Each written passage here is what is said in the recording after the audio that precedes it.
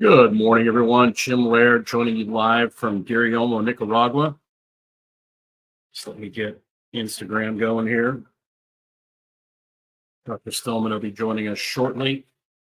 It was a nice rainy morning here this morning. It's been nice and cool, actually. Had a wonderful weekend. I have a lot of little weird light stuff going on in the background. Found some wonderful little resorts near here that are just absolutely gorgeous. So make sure you get on our Thursday on our email list. Go to stillmanwellness.com.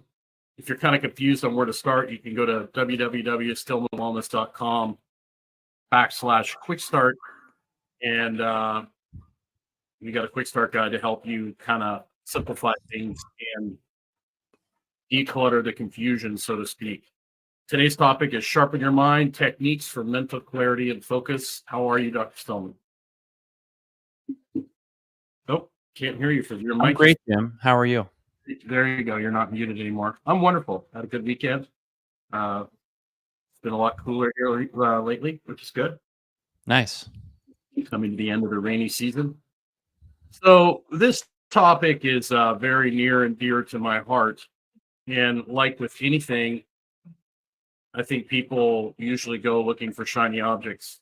They're not feeling great. Their energy level's low. They start going to caffeine, energy drinks, instead of having that foundation of habits. Now there's tools we can use, and we'll get into that, I'm sure, that you can use to enhance your focus and mental clarity. But those have trade-offs like caffeine. We can explain those trade-offs a little later in the interview. But most people are looking for supplements. They're looking for quick fixes to fix basically a sleep issue or a nutrition issue or a circadian rhythm issue that's the root cause, and they're looking for all these things to kind of prop them up instead of having the base foundations down and then using some of these tools from time to time when you do need to focus a little bit more. Yeah, I absolutely agree. People are using this, and it's really important for them to understand the importance of habits in controlling and determining their mental acuity, sharpness, and focus. Jim, what are your favorite habits for mental clarity and focus? Obviously, the getting outside part, making sure my sleep is in order. I used to do that. I've done the reason I love this topic. Well, that'd be nice. The little puppies like nipping around his legs. I've done all the sins in this department with stimulants. I wouldn't get a lot of sleep, so I'd take a bunch of pre-workout, or I'd take caffeine, ephedra, aspirin. So I've done all these things, and it got me in a bad place. We're actually going to do a podcast, you and I, later. We're going to talk about some of the dumb things I've done to myself over the years. But obviously, the sleep is super important. I think the shutting down part is something people don't understand. It's just like your car. The harder you drive your car, the more you have to take it to the shop. The more we need to do oil changes, the more we need to rotate the tires, the more maintenance we need to do. We're not telling you that you need to be a Buddhist monk, but the harder you work, the more effort you put into things, the more effort you need to put into rest. And I think people just don't, with our modern life and our high-paced world, people just don't take the time for silence. They feel uncomfortable slowing down and relaxing. If you want to do highly focused work, you've got to have highly focused rest as well. Absolutely, yeah. Greg, hello. Good to see you here. Yeah, and I think that a lot of people, once they have those foundational habits in place, that's when we can actually start to do amazing things with things like supplements and lab testing and biohacks and all the rest of it. I think that, like you said, people will start with this uncertain foundation of, I'm going to use coffee, I'm going to use caffeine, I'm going to use this, I'm going to use that in order to essentially create a rush surge of dopamine, norepinephrine, epinephrine, cortisol, adrenal hormones, and catecholamines in order to create that state. We also see frequently people burning out, and I don't know if I like the word burnout, but they'll wind up with a diagnosis like hypothyroidism, and it'll go along with all this. And when we talk to them about their diet, their lifestyle, they say, well, I haven't been eating a lot of protein for decades. I had an interesting call with a lady last week. And the first thing I saw in her labs before I sat down with her was that she probably didn't eat enough protein. And she said, yeah, and in fact, I've gone sort of carnivore the last 6 months. She didn't really go full carnivore, but she started eating more meat. And her idea of eating more meat was eating 8 ounces of, some kind of meat, animal protein in a day. And what's interesting about that is that 8 ounces of protein would be like a single meal serving for a guy like Jim, if Jim's hoping to keep up his or maintain muscle mass. And Jim, you might go to like 10, 12 ounces of meat if you were trying to actually put on muscle mass. Is that fair? Yes, I would eat probably 2 or 3 pounds of meat if I was trying to add muscle. And what people need to realize is that the body, this is triage theory. This is Bruce Ames, Joyce McCann. But truthfully, Bruce Ames and Joyce McCann's work on this was really predated by guys like Linus Pauling in the orthomolecular world, who talked about the importance of how the body would take nutrients and it would triage them. And so when people start to eat more protein, they can't just expect to feel better overnight. And the things that the protein is going to help them with may not show up for a period of time, weeks, even months. And they have to be prepared for that, because the reality is, if they're not prepared for that, they're often liable to or likely to fall off of the wagon, so to speak, and stop eating protein the way that they need to. And protein is just one example of this. Good sleep, taking walks, exercise. That's why we're so serious about telling people about consistency. And I love using the analogy of consistency and compound interest. If you double a penny every day for 30 days, you have more than $5 million at the end of 30 days. And if you double a penny every other day for 30 days, you have $163 and change. And that's the difference between retiring early and being able to pay for dinner for two. Women tend to fall into this trap even a lot more than men do, because women have bought full force into the eat less, exercise more mentality, and it tends to be more cardio based as opposed to strength based. And that just burns up resources, and you end up losing muscle mass. You end up, just becoming more efficient at using less calories.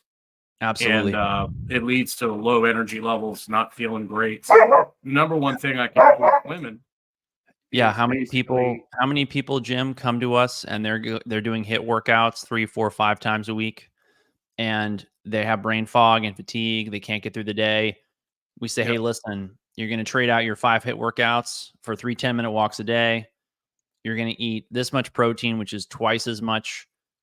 And by the way, to go back to this case I was talking about that I saw last week, if she's been under eating protein for 4 or 5 decades, it's going to take her months for that protein to get distributed around the body, build up muscle, build up tissues and organs that may have been robbed of it for long periods of time, let alone replete her hormone levels. So you have to be consistent. Yeah, I dealt with a similar case to that here recently as well, where a woman who hadn't lifted weights her entire life or done any kind of strict resistance training started doing what she thought was resistance training, but was more like endurance training. Yeah. And she was having issues with bone density. And someone last week said, a woman last week said, oh, well, I do weight training. I said, how heavy are the weights? 5 pounds. Yeah, it's a good start. It's a good start. Yeah.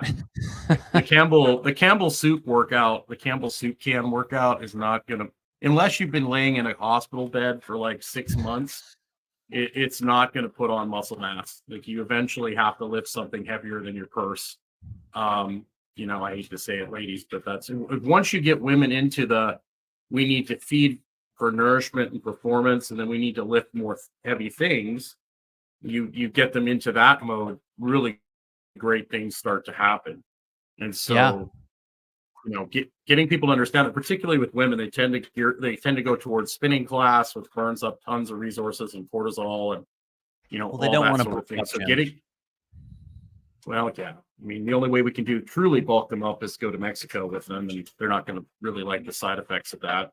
So yeah, it's really hard for women to put on muscle. They don't understand how hard it is for them to do that. Yeah, the And analogy so I would draw is there are basically there's saying, some exceptions to that. yeah, the analogy I would draw is basically saying, I don't want to lift weights because I'm worried I'll bulk up, is like saying, I don't want to start playing golf because I'm worried I'll go to the Masters. Yeah, pretty much. I would say you probably have a better, well, yeah, it'd be hard for a female to go to the Masters, but I'd say the odds of being a better golfer are much, much better than you looking like me, so to speak. So, It's not but even let's possible. talk about some of the traps people fall into. Like caffeine is a big one. Most people don't really understand how caffeine truly works. There's nothing wrong with it. It's a great tool. It's to be used, sparingly. But the more caffeine you ingest, the more caffeine you have to ingest to keep just to break even. Because it just people don't understand that you have a uh, Mr. Olympia, can't remember his name off the top of my head. He talked about using energy drinks and stimulants as borrowing energy from the future. And as you use more caffeine, as you use more ephedra, as you use more stimulants, you have to keep increasing the dose just to break even. So using it for a short period of time, then taking a little break, using it for, highly focused. If you have to do a podcast or something, maybe you use a little caffeine, maybe you use a little bit of nicotine gum or something like that to help you give that little, maybe you use L-tyrosine. That's another great little, the caffeine L-tyrosine stack is wonderful. But if you use that consistently for weeks and weeks and weeks, you're going to end up feeling really tired. And when you come off that caffeine, it's going to be horrible, horrible. I agree. And it all goes back to the fact that you have to realize that things like caffeine or adaptogens, they have they cannot fundamentally change the underlying terrain of the body. That's not how they work. It's like stepping on the gas pedal. You can only step on it so hard for so long for so far before something goes wrong, Or until you run out and of gas. or you run out of gas. And that's where people need to really get serious about focusing on the fundamentals and optimizing their diet, their lifestyle, their nutrition, rather than resorting to things like caffeine or adaptogens in order to fuel their performance. Yeah, it's like putting octane booster in a lawnmower. It really isn't going to do much for you. We put octane booster in a big V8 engine. You might see a little bit of a difference, but putting octane booster in a lawnmower is not a good strategy. No, it's not. We use, I'll mention, I guess let's get into some stuff that we do in the practice, Jim, or in the coaching, on the coaching side of things. So for people who don't know, we have a coaching practice, Stillman Wellness, where we just coach people. It's nutrition, it's lifestyle, it's fitness, it's exercise, it's biohacking, it's all those things. And then there's the medical practice, stillmanmd.com, which is medical. We get into everything there, including prescriptions, including lab testing, more advanced type stuff that we only can do when we really have all the MD tools in the toolbox. What I think is so interesting about what we do at both Stillman Wellness and Stillman MD is that there are so many different things we can do to optimize people's energy once we start them with the fundamentals and we actually get them doing those things. And I won't belabor those points. I mean, Jim, like you said, we have a great quick start guide that people can go to. Where is that again? It's at Stillman Wellness, www.stillmanwellness.com/quick start. Yeah. So people can go look at the quick start guide and find the 5 fundamental habits that we see moving the needle for people the most. Specifically, I would say on energy, because, and one of the things I like about energy, and I think about brain fog, which is I consider the opposite of mental clarity and focus and sharpening the mind. Brain fog is fatigue of the brain. And if you find me someone who has brain fog and no fatigue, I will find you someone who doesn't realize how tired they are. That's how that works. It's all about optimizing energy generation in the body. That's really the name of the game for all health, wellness, and vitality. When we get into coaching people beyond the fundamentals is when we get to use a lot of cool tools in the toolbox, things like the MSM protocol, things like the melatonin protocol. I've seen the vitamin C protocol bring people to the next level of their energy and performance. We start talking about stacks with everything from creatine to tyrosine to theanine. We talk about methylation. We talk about all these things because they all have a place and they can all help you sharpen your mind. But I've also seen them all go, quite frankly, wildly wrong. And that's something that I don't think people realize. They don't understand that not only do you need to have a solid game plan for putting the puzzle pieces together, but knowing what to do when the puzzle pieces don't quite fall together right. Because a lot of people will wind up with just the wrong supplements, the wrong stacks. They won't be working for them. They need to stop. They need to pivot. They need to change. Again, for the thousandth time, they'll not understand that their real problem is not having their fundamentals dialed in. But all those protocols that I just mentioned are at stillmanwellness.com in the membership, and people can look at them, learn from them, implement them, and they're profoundly impactful for people's energy. Yeah, and if you want to try that out, you can use all caps freedom. You get 50% off the first month of our membership, and it works out to like the regular price is like $1 a day. And you get a call with Dr. Stillman and myself, and an additional call with me, plus all our Thursday webinars. I think the big thing people really don't understand is that when your body is super smart, like it knows what it needs, and you start dialing back thyroid, you start dialing back testosterone, your body is trying to slow you down. Yes. So, basically when you start taking stimulants, when you start taking energy drinks, you're basically giving your body the double bird and saying, screw you, you don't know what's best for me. Right. Body, you're telling me I need to slow down and rest. I need to get myself in a better place. I'm just going to override you. It's like your engine is squeaking. You've got a valve that's knocking real hard, or you've got bearings on your car that are making noise, and the brakes are making noise, and you just go, well, screw you. I'm just going to turn the music up louder, and I'm going to step on the gas harder instead of going to the shop, getting your bearings changed, getting your brakes changed, getting the engine tuned. That's essentially what fatigue is your body saying, hey, dude, like, you're not taking good care of us. We need more nutrients. We need more rest. We need more energy to put back in the system. Then we're happy to drive hard. That's what training athletes is all about, is fatigue management, nervous system management. And most people do an absolutely horrible job of that. And they don't know how to regulate the intensity of their training and the intensity of their rest in order to have sustained energy over time. I absolutely agree. We see the same thing with patients, which of course is a large part of why we, like you and I, coach people in the medical practice, because they need the coaching. Yes. They do. People need reminders. Even myself. I mean, I fall into these traps still. I know all these things, but every once in a while I catch myself doing dumb things. I mean, it's just kind of human nature, right? It's the nature of leg socket.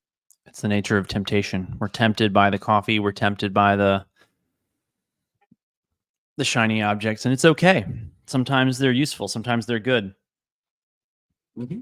But moderation just tools. Is key, and knowing where you are is the other part of the battle. And we really help people figure out where they actually are. Well, and with hard charging entrepreneurs, or military people, people that have to be EMT people, first responders, like the ones in Florida right now that are probably busting their ass, like no doubt, or in North Carolina and all these places. Mm-hmm. Yeah. My buddy Alan Kress, who works with like Shaquille O'Neal and, travels over to Saudi Arabia and trains Saudi princes. He literally schedules into his life, like, I'm going to work hard for 2 weeks, and then I'm going to take a week and I'm just going to chill and relax, or 3 days or whatever it is. I'm going to go lay by the pool. I'm going to do some fun things. I'm going to relax. you literally, with our modern world, you have to schedule this stuff. And I think a big one for me is getting off the screens, putting the phone down. You're much better at that than I am. So you're not constantly getting that dopamine hit, so that you become more, rested, because you're sitting inside scrolling through that phone. You're just frying that dopaminergic pathway, and you're using up energy for scrolling through a screen. You're using up resources for nothing, essentially. There's a difference between scrolling through your screen and going and lifting weights and earning your dopamine. One of the biggest problems we have in today's world is too much free dopamine. You need to earn your dopamine. Yeah. Jim, I think that wraps it up. It does. Does anybody have any quick questions? We've got about 7 minutes left. We've been trying to make these shorter, to make it a little more convenient for you, but we'd be happy to answer any questions. I see we got a lot of people watching this morning, so thank you for being here. Please please subscribe. Obviously we don't get promoted on social media like some other people do for obvious reasons, so we'd appreciate your support in that department. We do, for sure. How did everything turn out for you with the little storm you had go through there? It was a couple days of high winds and rain on and off. And yesterday was a beautiful day, very little rain. I think it rained maybe overnight, maybe not. And everything's back to normal here in sunny Southwest Florida. We played pickleball for 2 hours yesterday. It was great. Man, I just can't stop playing pickleball. It's a great sport. I think it's more people need to do that. Oh Obviously, my you need gosh. to be prepared for it, but it's Right. racket sports are still good for you. Oh, Plus so being good. outside too. So good. I actually played soccer yesterday with a bunch of like 10-year-old kids. That's awesome. At the How did that lowest. go? Yeah, well, it was good. It was fun. I did a lot better than I thought I would. Obviously, my wind, I need to work on my wind a little bit. When you're 250 pounds and you're moving side to side and kicking a ball around. I played You're not soccer built for for soccer, Jim. Well, I played soccer for almost 10 years when I was a kid. So I'm Yeah. actually decent. And then I would mess around with my kids. I'd mess around with the kids I Thank you, trained. Melissa. We really appreciate that. Melissa says, thank God to see Dr. Stillman made it through the hurricane. We appreciate that. Yeah, his wife is a hurricane veteran, so she knows all the ins and outs. That's right. So I was shocked at how well I did. Obviously, and here's another little tidbit: most people don't understand what they need to train. So, like for example, with me, if I say I wanted to do something like pickleball, do I need to work on my maximum strength? No, I'm stronger. Be the strongest pickleball player in the world, right? I need to work on my endurance. I need to work on my lateral movement. So there's no point in me. My agility. Well, my agility is And your actually pretty ability good. Right. Pickleball But I mean, is yeah. but the other, I don't know. I mean, I just feel like anyone who comes into pickleball from pretty much anything else, except, I don't know, maybe you tell me, like there's other other sports where agility is just as important. I just view pickleball Right. is such a fast-paced game. And the other thing is you have to be able to I played get squash growing up. Oh, you did? I didn't remember that. I played squash. Did you I know that? played racquetball. I played badminton. Yes. Squash is a wonderful. I like squash much better than racquetball because it's more strategic. You got that 10. You have to be more intentional where you place the ball. Whereas racquetball, most people just like smash it around. Yeah. Oh yeah. So we played everything. I played badminton, tennis, all of that. For football, I used to when I was in college, I kind of hung out with this girl who was like Miss Michigan basketball. She was a softball player too. And we would play 2-court tennis. So she would start over here. I'd be in this court and I would hit it cross court. She'd have to run across and hit it to the other court. And I'd have to run across and hit it back and forth. It was easy hit. We weren't hitting aggressively. It was just easy. And that's what I would do for some, just easy conditioning for football. Plus just hanging out with, cool chick was good too. So Yes, Linda, learning how to play pickleball is very wise. The big thing people make the mistake with that is they allow their competitiveness to, when you first start, you need to start nice and slow with just hitting the ball back and forth and learning to move. And then, you want to stop. I mean, obviously, if you're 35 years old, like Dr. Stillman is, and you're in decent shape, you can play 2 hours of pickleball.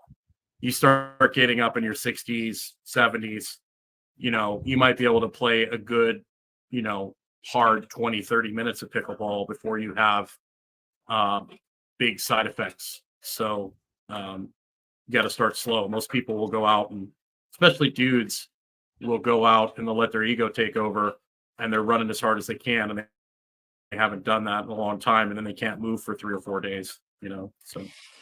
I'm feeling it from my Sunday pickleball, but Jim, I got to run. Mhm. Good to see everyone this morning. Okay. Thank you for joining us. All right. Closing thoughts, Jim? Keep it simple, do your basics, and then use some of these little tricks sparingly when you really need them. Like if you have to drive overnight through Guatemala all night, then you might pull the bag of tricks out, but you don't want to be pulling the bags of tricks out just to get out of bed. Not a good strategy. Absolutely. Thanks everyone for tuning in. Have a great day. Don't forget to get outside. Absolutely. Take